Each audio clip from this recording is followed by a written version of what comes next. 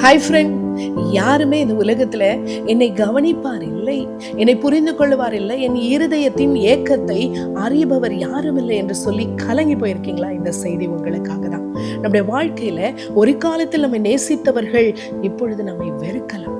நம் பேர் சொல்லி நம்மை கூப்பிட்டு அன்பாக நம்மோடு இருக்கிறவர்கள் இப்போ நம்முடைய முகத்தை பார்க்கவே அவர்கள் விருப்பம் இல்லாம இருக்கலாம்.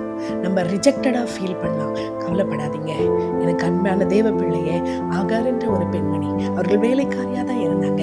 ஆனா சில சூழ்நிலைகளினால அவர்கள் தன்னுடைய எஜமானியால வெறுக்கப்பட்டாங்க, சொந்த கணவனால துரத்தி விடப்பட்டாங்க.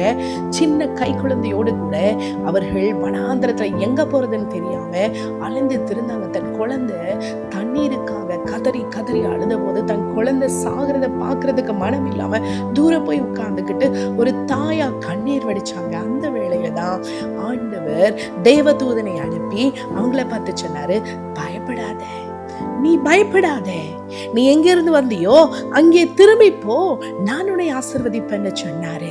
இந்த ஆகார் ஆண்டவரை பார்த்து நீர் என்னை காண்கின்ற தேவன் என்று சொல்லி அவரை துதித்ததோடு மாத்திரமல்ல, அவர்கிட்ட கேள்வி கேட்கல. ஏன் ஆண்டவரை திருப்பி என்ன அங்கேயே போக சொல்றீங்க? அங்க இருக்க முடியலன்னு தானே நான் வந்தேன், என்னால் அங்க இருக்க முடியல, நீங்க என்ன புரிஞ்சுக்கோங்கன்னு கேள்வி கேட்கல. அவங்க திரும்பவுமாய் ஆண்டவருடைய சத்தத்துக்கு கீழ்ப்படிந்து திரும்பவுமாய் அவங்க தன் இருந்த இடத்துக்கே திரும்பி போறாங்க. உண்மையா இருந்தாங்க. கீழ்ப்படிந்ததனால கர்த்தருடைய கரம் அவர்கள் மேல் இருந்தது. கர்த்தர் அவர்களையும் ஒரு பெரிய சந்ததியாய் ஆசீர்வதித்தார். எனக்கு பிரியமான தேவ பிள்ளையே, உங்களுடைய வாழ்க்கையில நீங்கள் கடந்து போய் கொண்டிருக்கிற இந்த சூழ்நிலையை ஆண்டவர் பார்க்கிறார். உங்கள் கண்ணீரை ஆண்டவர் கேட்கிறார். அவர் காண்கிற தேவனாக அவர் இருக்கிறார். இந்த சூழ்நிலையில இந்த செய்தியை உங்களுக்கு ஆண்டவர் கொண்டு வருகிறார் என்றால் உங்களை ஆண்டவர் நேசிக்கிறார். அவருடைய சத்தத்துக்கு கீழ்ப்படிந்து அவருடைய கரத்திலே உங்கள் வாழ்க்கையை அர்ப்பணிக்கும் போது அந்த வாழ்க்கையை ஆசீர்வாதமான ஒரு வாழ்க்கையாக கர்த்தர் மாற்ற வல்லமையுள்ளவராக இருக்கிறார். உங்கள் துக்கம் சந்தோஷமாய் மாறும்.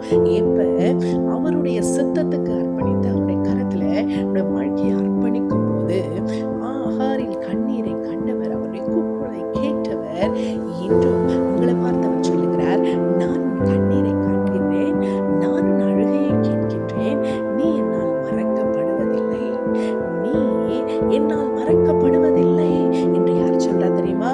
நம்மை காண்கின்ற தேவன். ஆதியாகமம் 16ஆம் அதிகாரம் 13ஆம் வசனத்திலே அவர் நம் கண்ணீரையும் நம்முடைய அழுகையும் கேட்கிறது மாத்திரமல்ல, நம்முடைய இருதயத்தின் வலியை மாற்றி நம்மை அவர் அவருடைய சுத்தப்படி எடுத்து ஆசீர்வாதமாக அநேகருக்கு பிரயோஜனமான ஒரு பாத்திரமாக உயர்த்த அவர் சுத்தம் உள்ளவராயிருக்கிறார். இந்த வனாந்திரத்தின் பாதையிலிருந்து அவர் மாற்றி ஒரு செழிப்பான ஒரு ஆசீர்வாதமான வாழ்க்கைக்கு மாற்றி செல்ல வேண்டும் என்றால் இந்த ஆகரை போல கீழ்ப்படிந்து அவருடைய கரத்திலே நாம் அர்ப்பணிக்கும் போது நம்முடைய வாழ்க்கையை அவர் அற்புதமாக அவர் வழிநடத்துகிற தெய்வமாய் அவர் இருக்கிறார்.